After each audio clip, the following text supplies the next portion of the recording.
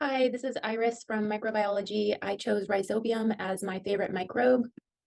Nitrogen makes up around 78% of all atmospheric gases. Almost all of that nitrogen exists in its diatomic form, N2. No plants or animals are able to utilize nitrogen directly. The only organism capable of utilizing nitrogen are groups of prokaryotes called diazotrophs. Some plants have evolved to form symbiotic relationships with diazotrophs. The main example of this is legume Rhizobium symbiosis. Rhizobia get nutrients from the cells of legume roots and fix atmospheric nitrogen into ammonia, which is used by their plant hosts.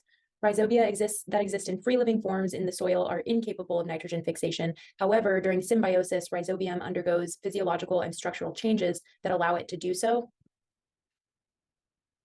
Bacteria in the genus Rhizobium are rod-shaped. They usually have flagella and are mobile. Once it's in the legume host, Rhizobium transforms into an irregular branch shape. Rhizobia are gram-negative genus of bacteria. Rhizobium's traits of nitrogen fixing and legume association are not phylogenetically significant. Some archaea, cyanobacteria, and several other bacterial groups who are not phylogenetically related to Rhizobium also have the ability to fix nitrogen, which suggests that this trait is a result of convergent evolution.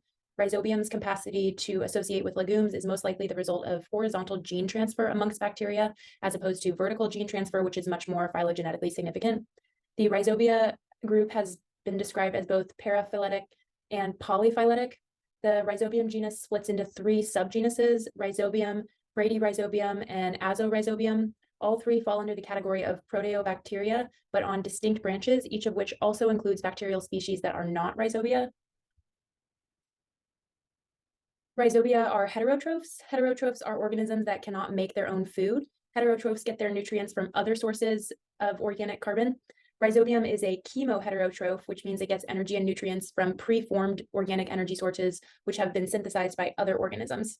Rhizobia that exist in free-living forms in soil feed on dead organic material and use it for growth and to provide substrates that are oxidized in cellular respiration to generate ATP. When Rhizobia form symbiotic relationships with legumes, the photosynthetic hosts provide them with carbohydrates and all the necessary nutrients except nitrogen, which Rhizobium obtain from the atmosphere. Even within individual species of Rhizobium, specific strains can either be mutualistic, parasitic, or non-symbiotic. Mutualistic Rhizobia provide hosts with lots of fixed nitrogen. Parasitic Rhizobia rely on hosts, but fix little to no nitrogen to provide to their hosts. Non-symbiotic Rhizobia only exist in free-living forms in soil and are unable to infect legumes at all. Legumes favor more mutualistic Rhizobia. Mutualistic and parasitic Rhizobia can produce millions of descendants. However, the rate of viability among said offspring is very low. All in all, non-symbiotic Rhizobia often have more successful rates of reproduction. So here is an in-depth look, step-by-step, at the relationship between Rhizobia bacteria and legumes. The process of root formation is initiated when a legume releases a chemical including amino acids, dicarboxylic acids, and low concentrations of excreted components called flavonoids through their roots, which the Rhizobia in the soil are attracted to. Rhizobium accumulate near the root hair and eventually attach to the root hair's cell wall. Chemicals called nodulation factors are released from the Rhizobium cells, which cause the root hair to curl. Now the Rhizobium cells are able to digest the cell wall of the root hair and enter into the root hair. Rhizobium enters the root hair through invagination, which is the process of the cell membrane of the root hair being turned inside out or folded back on itself to form a cavity. The Rhizobium bacteria enter the root through this formed cavity, which is termed the infection thread. Spontaneously, the cells of the pericycle layer of the cortex of the root become dedifferentiated, which leads to the formation of masses of undifferentiated cells called nodule primordia. The nodule primordia divide to produce outgrowths called root nodules. The Rhizobia in the root nodule cells undergo physiological and structural transformation and are now called bacterioids. So the bacterioids are irregular shaped, non-flagellated, branched, and non-dividing forms of Rhizobium. They produce the enzyme nitrogenase, or nitrogenase. Nitrogenase is responsible for the actual fixation of nitrogen into ammonia. This enzyme is very sensitive to the presence of oxygen and will actually become inactive when exposed to any oxygen.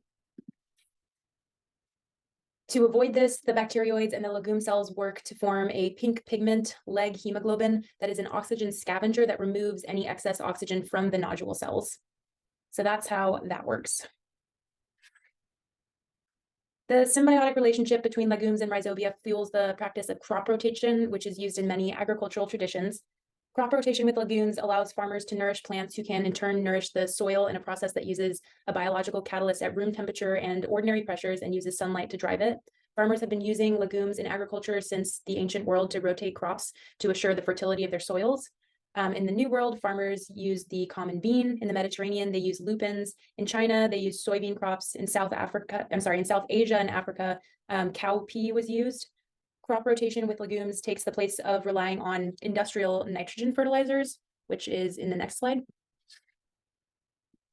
Overuse of nitrogen fertilizers can lead to the release of greenhouse gases like nitrous oxide and the eutrophication of waterways. Nitrous oxide's warming potential is around 300 times greater than that of carbon dioxide. Eutrophication is unwanted fertilization of a waterway that can lead to overgrowth of ecologically harmful microorganisms like algae and cyanobacteria, and eventually lead to the loss of all other aquatic life. The use of legumes that are symbiotically associated with rhizobia, which are naturally occurring soil nitrogen fixing bacteria in crop rotation practices, may help reduce the amount of industrially fixed nitrogen that is used, and that leads to loss of nitrogen into our atmosphere and waterways.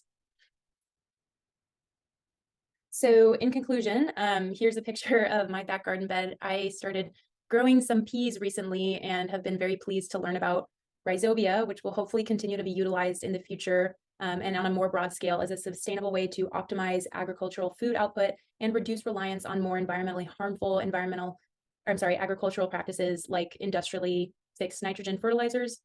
This microbe has a lot of potential. Thank you for listening to my presentation. Here are some references for you. And thanks again.